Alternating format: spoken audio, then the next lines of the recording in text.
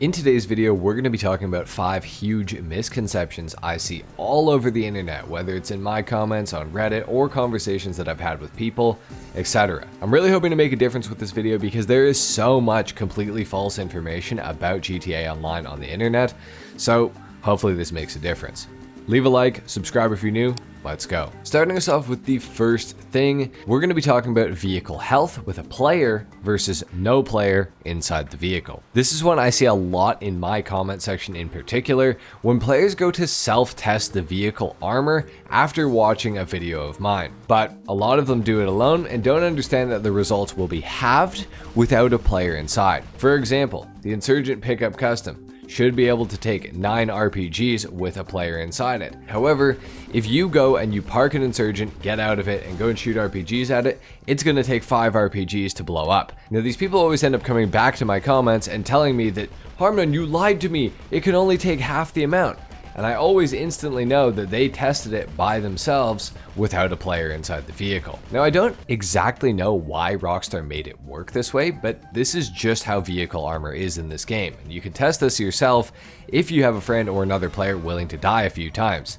Simply shoot an RPG at a vehicle with a player inside versus without a player inside, and you will see the difference in armor. Same vehicle, same damage, just a different armor level on the particular vehicle because there's a player in it versus no player inside. This next one is something I see a lot, and it is a misconception about passive income. Whenever I talk about passive income in a video about GTA Online, there's always people in the comments saying, that's not passive, that's not truly passive. And the truth is, guys, there's barely anything passive in GTA Online. Everyone loves to talk about the nightclub safe and how passive it is, and I love the nightclub safe too. But the truth is, there is still maintenance you have to do on it.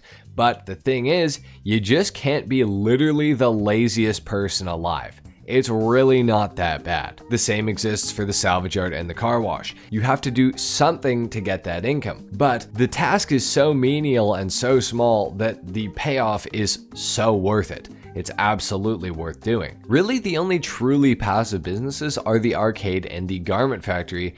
And I have one more, and this is going to be a bit of a hot take, and a lot of people are going to want to disagree with me, but the agency wall safe is also technically purely passive. You just have to do the work beforehand. Luckily with the agency wall safe though, even if you do like 11 security contracts, you're getting $1,000 from that safe every 48 minutes of in-game time. But if you were to complete all 201 security contracts, that safe is going to fill up without you having to do literally anything else. Yes, it's a grind. Yes, it's annoying, but it is truly passive. I personally use every single wall safe in the game to the fullest capacity as much as I can, and I make nearly $130,000 an hour from those safes, and considering the workload for the reward, it really isn't too bad. The next thing I want to talk about are explosive damage amounts. Now, this is something I see a good amount on YouTube, however, not as much as some of the other stuff that we're going to talk about up ahead. But people are unfamiliar, generally, with the damage amounts of certain weapons in GTA Online, particularly explosives. For example, the RPG, as well as sticky bombs, grenades, and the MOC cannons that can be fired from the trailer, all do the exact same damage. One RPG is equivalent to 1 grenade, or 1 sticky bomb, or 1 MOC cannon shot. All homing missiles do the same damage. Now, whether they're fired from a homing launcher, shot out of a Vigilante, or an Akula, they all deal the same damage. So, as an example, on a video talking about armored vehicles, if I say that the Insurgent Pickup Custom can take 9 RPGs, that also means it can take 9 grenades, or sticky bombs, or MOC cannon shots. The same thing goes if I were to say the Night Shark can take 27 homing missiles. It doesn't matter what those homing missiles are fired out of, it can just take 27 of them. It could be a scramjet shooting them, a player on foot, an oppressor Mark II, a laser, a Raiju, or literally anything else that fires homing missiles. All of them do the same damage, and that Night Shark will still take 27 of those missiles to take out. The next one is kind of a weird one, but whenever I see or make a video talking about money in GTA Online, there's inevitably somebody who shows up in the comments scoffing at how the creator of whatever that video is recommending money to be made.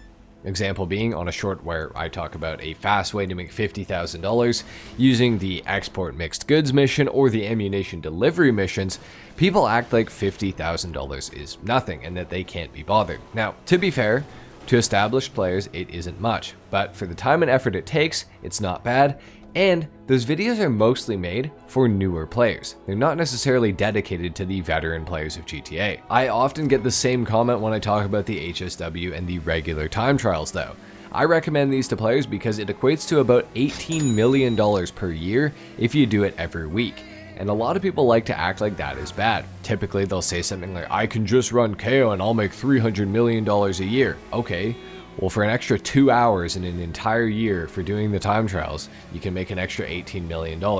It's really not bad. I find people in the GTA community really like to act like you can't do two different things to make money. They'll say stuff like, I'll just stick to the acid lab. Okay, well, there's a ton of downtime when that acid product is actually being made. Why not do the ammunition delivery or the export mixed goods mission and make a quick $50,000? Or do the HSW time trial and make a quick 250K. You're allowed to do two things at once in this game. In fact, you can do even more.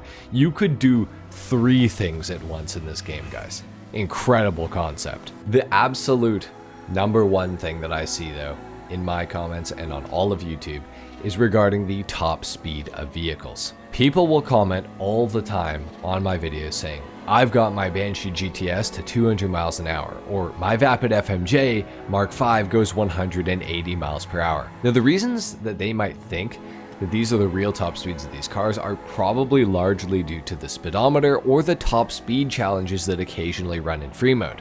Unfortunately though, neither of these are accurate at all. Another issue is that top speed isn't counted as being top speed when you're traveling on a grade or downhill.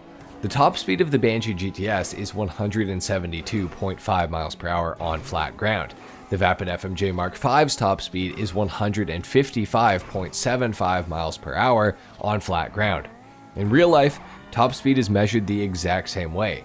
In fact, cars have been disqualified from top speed records in real life because they were going downhill. Now, this doesn't mean that cars can't go faster than their claimed top speeds. They certainly can. The Banshee GTS can probably reach damn near 200 miles an hour. However, that doesn't make that the actual top speed because the car would never achieve that in most areas of the map. Something else that needs to be said is that the speedometer in GTA Online is also completely inaccurate. The speedometer in GTA does go up as cars go faster. This is true, and on some vehicles it's going to be more accurate than others. In fact, on some vehicles it probably is very close to being accurate. But the speedometer is still not able to accurately measure the top speed of a vehicle. And on some cars like the Banshee GTS, for example, the needle gets buried so far off the speedometer, it's not even close to being accurate. So I'm sure you're probably wondering, well, then how is top speed calculated in GTA Online, HarmNone? Now this is where Bruffy1322 comes in. This guy has accurately tested the top speed of every single car in GTA Online on flat ground, and how he does it is by measuring the distance versus the time it takes to cross a certain distance. Then those are divided and they give an accurate top speed. So shout out to Bruffy1322. If you want to know anything about top speeds, go and check out his videos. But anyway guys, there you have it. Those are 5 huge and common misconceptions about GTA Online.